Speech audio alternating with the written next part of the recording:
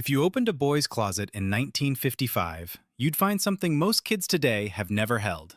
A steel beam, a brass bolt, a motor small enough to fit in your fist, precision punched holes, real hardware, not plastic. A crane half built on a bedroom floor, left that way on purpose because he wasn't finished yet. But the strangest thing wasn't sitting in that closet. It took years for anyone to realize what was actually missing. Because the steel was never really the point. Today we're telling the story of the Erector Set. But that's not really what disappeared. What disappeared couldn't be packed into a box at all. The instinct that let a man look at a stalled engine or a sagging shelf and simply know where to start. The toy is just the evidence. What we're really looking for is the man who built that instinct, and the moment it started slipping away. Alfred Carlton Gilbert was a champion boxer, a professional caliber magician, and, while attending Yale's medical school, an Olympic athlete, winning gold in the pole vault at the 1908 Games. A medical degree waited for him. He never claimed it. Instead, the idea that changed his life found him on a train. Workmen were bolting steel girders together alongside the tracks into Manhattan, beam after beam, rising into towers built to hold real weight. An unsupported beam sags. A braced one doesn't. And the difference is something you can only learn with your hands. The Erector Set launched in 1913. Not a toy pretending to be a crane. A miniature machine that failed exactly the way a real one failed. So a boy had no choice but to learn why. A toy built around patience was about to meet a country with very little of it. In 1918, with America at war, the government proposed banning toy manufacturing outright. Gilbert got on a train to Washington. Not with a lawyer, not with a lobbyist. A toy manufacturer, walking into a room of government officials who'd already decided the answer before he sat down. He had one chance to change their minds, and he wasn't going to get a second one. Nobody in that room expected to be persuaded by an argument about children's playtime during a war. Gilbert made one anyway. That boys building things at home was its own kind of preparation for what their fathers were building overseas. The council reversed the ban before he'd finished making his case. The papers called him the man who saved Christmas. He'd just beaten the United States government. The thing that finally defeated him wasn't sitting in that room. It hadn't even entered America's living rooms yet. Through the 1930s, the company expanded to include chemistry sets, microscopes, and, after acquiring American Flyer in 1938, model trains built to the same precision as the beams themselves. In New Haven, it opened the Gilbert Hall of Science, where a boy could see, at full size, the machines he'd only built in miniature.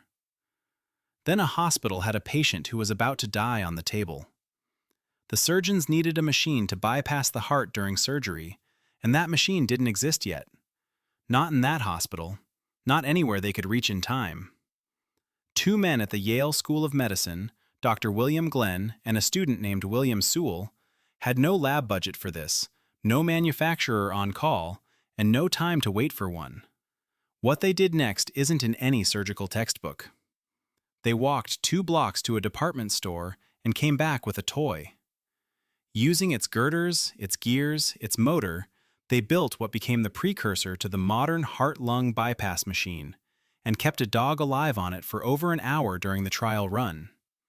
A toy designed to teach boys how machines worked had just helped solve a problem medicine hadn't. Gilbert believed learning by doing had almost no limits. In 1950, that conviction led him to sell a science kit that included real uranium ore alongside a Geiger counter and a working cloud chamber. That belief, that children learn best by building, would show up in another home a few years later. None of that mattered to Walter, though, not in the way it mattered to Gilbert. He wasn't thinking about uranium or Washington. He was thinking about his son.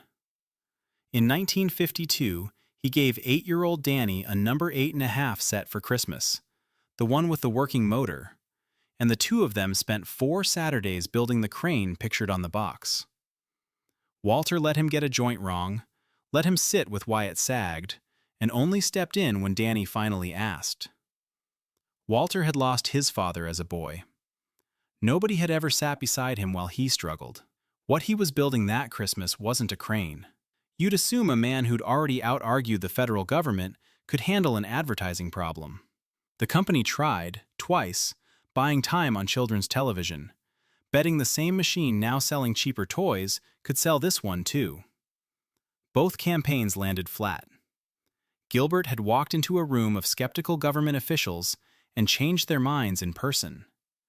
He couldn't do the same thing to a television screen. There was no room to argue with, no counsel to convince. Just 30 seconds and a jingle. A steel set built around patience didn't stand a chance. He stayed chairman into his 70s, still shaping the product himself, the only person who'd ever run the company he built.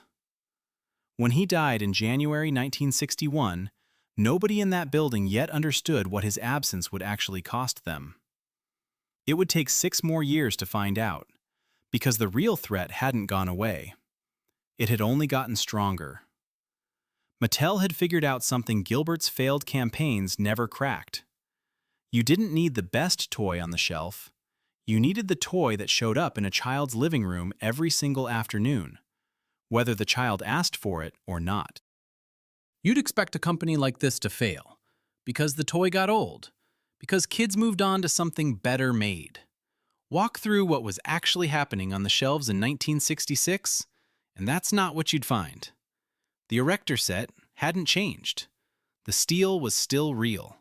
The tolerances were still tight. What had changed was what a family was willing to hand a boy on a Saturday morning. Somewhere in one of those households sat a number 8.5 set that Walter Higgins had bought 15 years earlier, still on a shelf in Danny's old room, in a country that had mostly stopped buying anything like it.